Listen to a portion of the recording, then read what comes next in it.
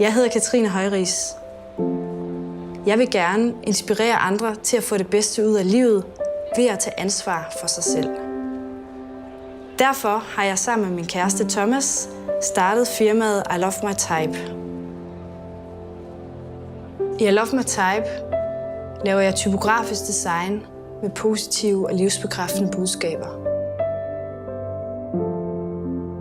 Det hele starter med mig og min kamp mod lavt selvværd og en konstant følelse af aldrig at være tilstrækkelig.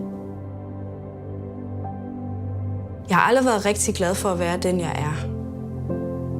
Jeg har gået i det tøj, som andre gik i, og jeg har haft de holdninger, som andre havde. Jeg har skiftet meninger og holdninger konstant, og aldrig rigtig været klar over, hvad jeg selv synes om noget som helst. I arbejdet med min egen usikkerhed går det op for mig, at jeg er den eneste, der er ansvarlig for, hvordan jeg har det. Og at jeg kan ændre mit liv alene ved at ændre måden, jeg tænker på.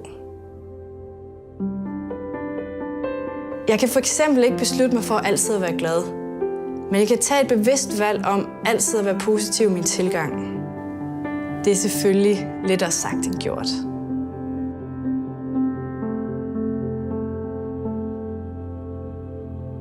Det, der virker for mig, er nogle sætninger, der i min hverdag minder mig om mit fokus og hvor det er, jeg gerne vil hen.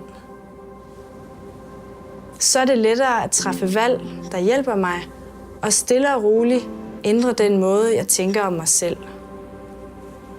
Så jeg skriver nogle ord ned til mig selv, som jeg indimellem kigger på. Det er egentlig ret banalt, men det virker.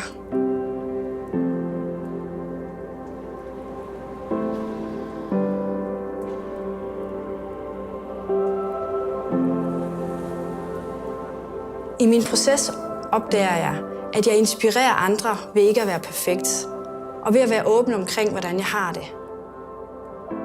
Fra det øjeblik, hvor jeg begynder at fortælle om mine udfordringer, så får jeg det bedre med mig selv.